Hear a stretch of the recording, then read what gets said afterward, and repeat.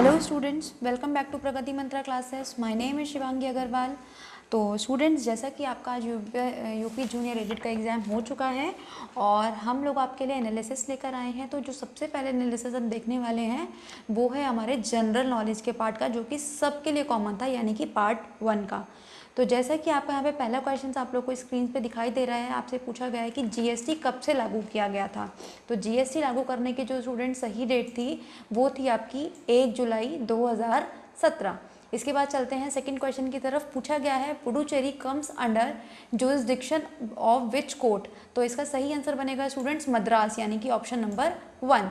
इसके बाद हम चलते हैं अपने क्वेश्चन नंबर 3 पर, और क्वेश्चन नंबर 3 में आपसे पूछा गया है कि इन चारों में से कौन सा मेन फीचर, कौन सा मेन प्रमुखता नहीं थी गवर्नमेंट ऑफ इंडिया एक्ट 1919 की। तो ये था स्टूडेंट्स हमारे पास हमारा फोर्थ ऑप्शन, यानी कि डायरकी एट द सेंटर, केंद्र में द्वैध शासन। फिर हम चलते हैं अपने क्वेश्चन नंबर 4 की तरफ। यहाँ पे पूछा गया है कि जो तंजौर का बृहदेश्वर मंदिर है उसका निर्माण किसने किया था। तो ये किया था राजा राज प्रथम के द्वारा, यानी कि ऑप्शन नंबर जो है हमारे पास 2। इसके बाद अब हम चलते हैं अपने क्वेश्चन नंबर 5 की तरफ। यहाँ पे आपसे पूछा गया है अटल इनोवेशन मिशन ये किससे संबंधित है। तो ये है स्टूडेंट्स आपका ऑप्शन नंबर 1 एंटरप्रेन्योरशिप डेवलपमेंट, यानी कि उद्यमशीलता विकास से। इसके बाद अब हम चलते हैं क्वेश्चन नंबर 6 की तरफ। ये एक रीजनिंग का क्वेश्चन आपसे पूछा गया है और यहाँ पे आपसे पूछा गया है कि जो F है अगर वो 216 से रिलेटेड है तो L आपको बताना था। तो देखिए F यहाँ पे 6 नंबर का लेटर है, 6 का क्यूब करके 216 आया। L आपका है 12th नंबर का लेटर, तो 12th का जैसे आप क्यूब करोगे ये आएगा 1728, यानी कि ऑप्शन नंबर 4। इसके बाद अब हम चलते हैं क्वेश्चन नंबर 7 की तरफ। फिर से आपसे रीजनिंग का क्वेश्चन पूछा गया है और यहाँ पे आपको गंगा लिख के दिया हुआ था 711471 में। देखो स्टूडेंट्स, इसमें कुछ नहीं करना था, जो आपके अल्फ़ाबेटिकल जब आप नंबर्स को ABCD लिखते हो जिस तरीके से, तो जो अल्फ़ाबेट जितने नंबर पे आता है वही आपको बताना था। तो इसके अकॉर्डिंग जो आपको ऑप्शन नंबर है 2 19118121 ये हो जाता है एकदम करेक्ट। इसके बाद अब हम चलते हैं क्वेश्चन नंबर 8 की तरफ। क्वेश्चन नंबर 8 में हमसे पूछा गया है, फिर से रीजनिंग का क्वेश्चन था कि एक जो आदमी है वो 8 किलोमीटर वेस्ट की तरफ चलता है, उसके बाद वो से 6 किलोमीटर नॉर्थ की तरफ चलता है, तो वो स्टार्टिंग पॉइंट से कितना दूर है। इसमें आपको क्या करना था, पाइथागोरस प्रमेय लगानी थी। तो ये बनेगा 36 + 64 यानी कि 100, और 100 का स्क्वायर रूट करोगे तो 10, यानी कि ऑप्शन नंबर जो 1 है 10 किलोमीटर ये बन जाता है एकदम करेक्ट। इसके बाद हम चलते हैं क्वेश्चन नंबर 9 की तरफ। पूछा गया है कि 2 hour 30 मिनट्स में जो हमारी सुइयों के बीच का एंगल होगा वो कितना होगा। तो ये होगा हमारे पास 105। अब हम चलते हैं क्वेश्चन नंबर 10 की तरफ। एनालॉजी का क्वेश्चन रीजनिंग का था और एक तरह से GS का भी था। तो यहाँ पे ये हो चुका है हमारा प्रयागराज अगर गंगा से रिलेटेड है तो अयोध्या किससे रिलेटेड होगा। तो ये है स्टूडेंट्स सरयू, क्योंकि जो हम जानते हैं जो अयोध्या है वो सरयू नदी के किनारे पर स्थित है। तो ऑप्शन नंबर जो 3 है वो हो जाता है एकदम करेक्ट। अब हम चलते हैं क्वेश्चन नंबर 11 की तरफ और पूछा गया है वहाँ पे आपसे कि as per census literacy rate in India is. तो ये था स्टूडेंट्स हमारा 74.04, यानी कि ऑप्शन नंबर 2।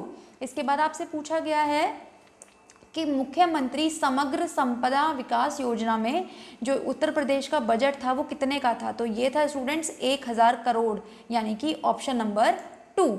इसके बाद हम चलते हैं अपने क्वेश्चन नंबर 13 की तरफ। पूछा गया है इनमें से जो मृदा अपरदन के कारण हैं वो कौन कौन से हैं। तो केवल एक ही है जो कि है हमारा रनिंग वाटर, यानी कि ओनली A ऑप्शन हो जाता है एकदम करेक्ट, यानी कि ऑप्शन नंबर 2 बन जाता है हमारा आंसर।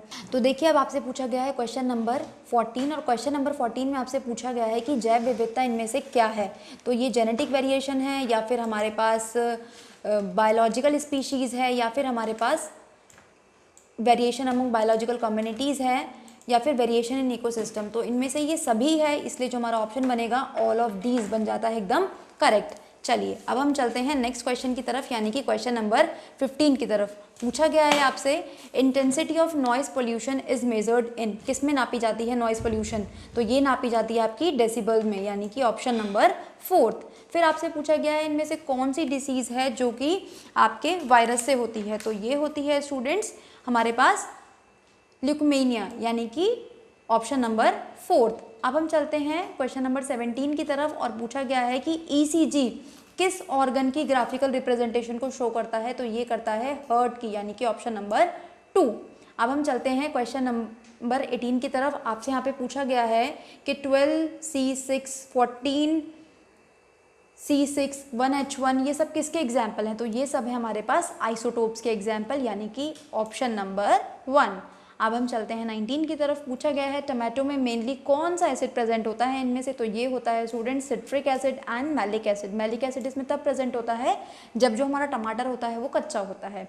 इसके बाद अब हम चलते हैं क्वेश्चन नंबर 20 की तरफ, और क्वेश्चन नंबर 20 में पूछा गया है कि कौन से ईयर में 21st United nation climate change summit हुआ था पेरिस में, तो ये हुआ था 2015, यानी कि ऑप्शन नंबर जो 1 है वो हो जाता है एकदम करेक्ट। इसके बाद आपसे पूछा गया है कि इनमें से कौन सा करेक्टली मैच नहीं है, तो जो फॉर्मिक एसिड है स्टूडेंट्स वो कभी भी आपको मिल्क में नहीं मिलता। मिल्क में जो मिलने वाला एसिड है उसका नाम है हमारे पास लैक्टिक एसिड, तो ये जो ऑप्शन नंबर 4 है ये हो जाता है एकदम हमारा सही।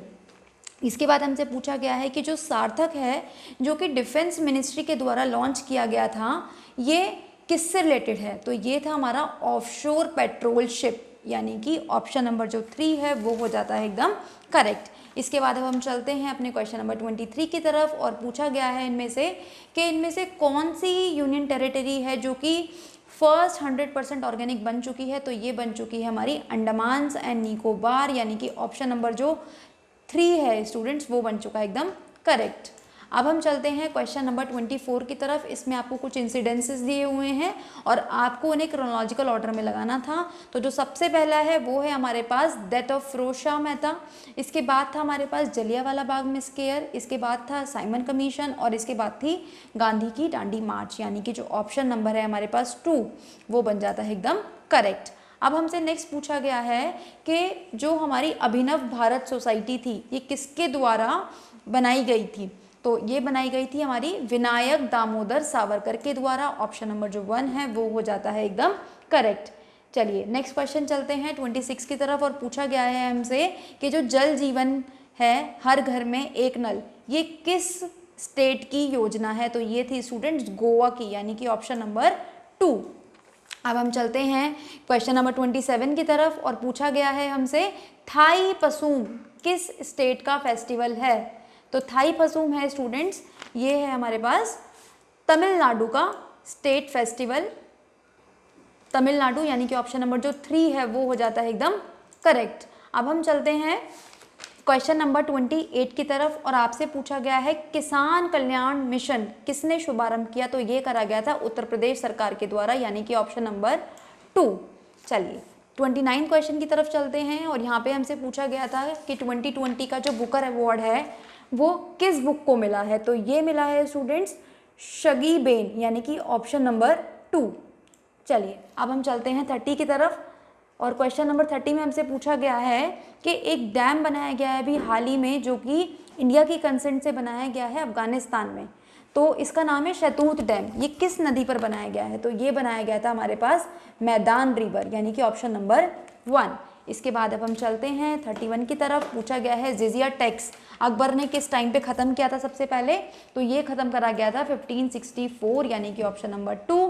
फिर हमसे पूछा गया है कि 1938 में जो नेशनल कांग्रेस थी हमारी उसके प्रेसिडेंट कौन इलेक्ट हुए थे, तो ये बने थे हमारे पास सुभाष चंद्र बोस, यानी कि ऑप्शन नंबर डी।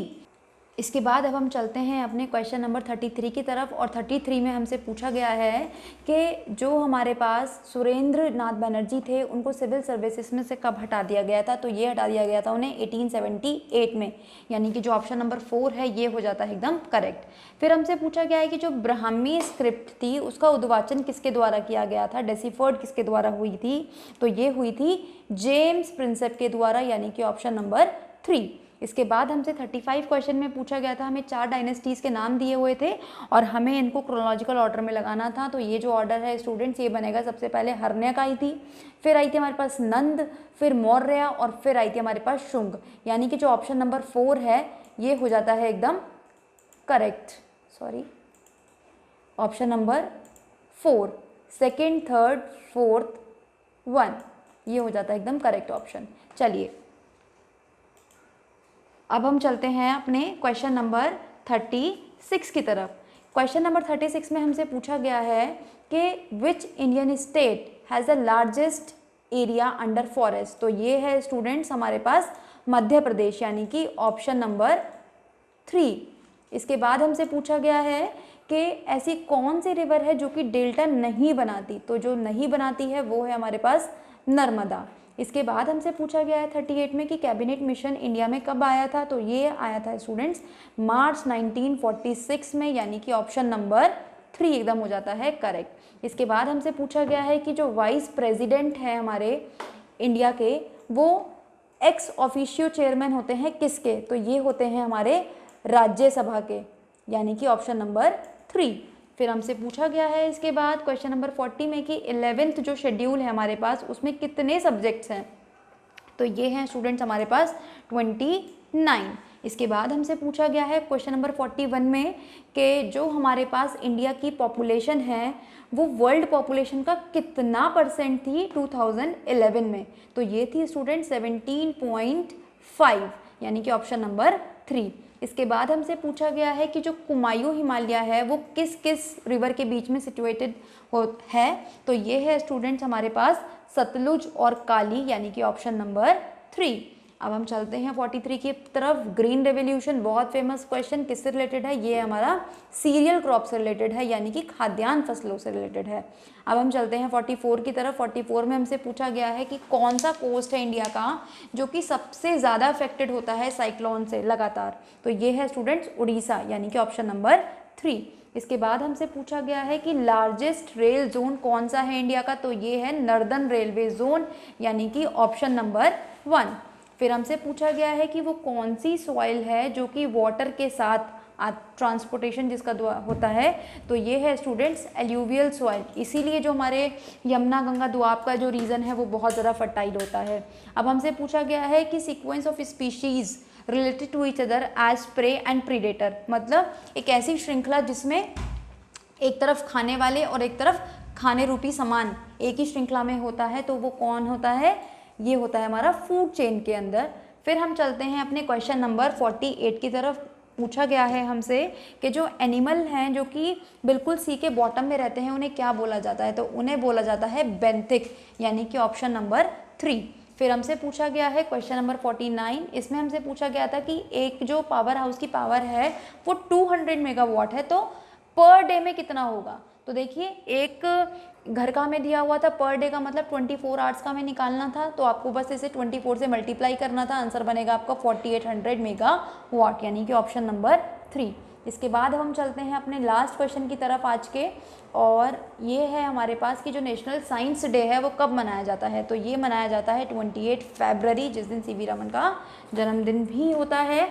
तो ये थे हमारे स्टूडेंट्स जीएस के आंसर्स। आई होप आप सभी का पेपर बहुत अच्छा गया होगा।